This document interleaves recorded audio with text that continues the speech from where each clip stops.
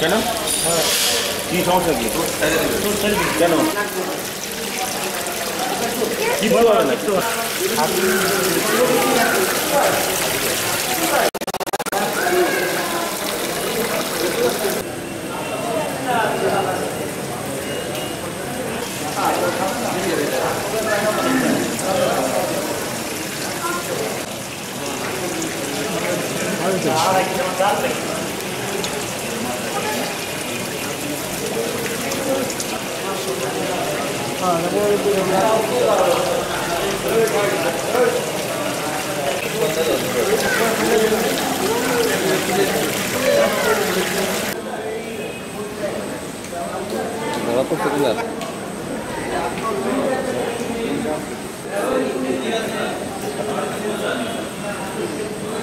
মনে করেন যে হাজির গাঙ্গের মধ্যে জাল ছিলাম, জালে বাঁচছে তখন আমরা 2 নৌকাতে টাইন উঠেছি, বুঝছেন? টাইন উঠিয়ে যে জালগুলো সব ছিঁড়ে ভিড়ে চলে গেছে।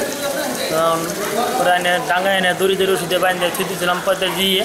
পরে আমার এক ভাই আসলো বিবি মশা, সে বললো যে এটা ফোন দিল, পরে যোগাযোগ করে বললো যে হিসাবে নিয়ে যাওয়ার কিছু হেনে। পরে অটো ভাড়া করে আমি এই জায়গায় নিয়েছি। মাছ ধরার সময় পদ্মা নদীতে স্থানীয় জেলেরা এই ঘড়িয়ালটি পায়। আমরা ঘড়িয়াল বলছি না আর কি, কুমির প্রজাতির এই প্রাণীটি পায়। পরে জেলা প্রশাসনের কাছে আসলে জেলা প্রশাসক সিদ্ধান্ত দেন যে বন বিভাগের কর্মকর্তাদের উপস্থিতিতে এটি পদ্মা নদীতে ছেড়ে দেওয়া হবে, এবং আমরা সেই মতেই কাজ করছি।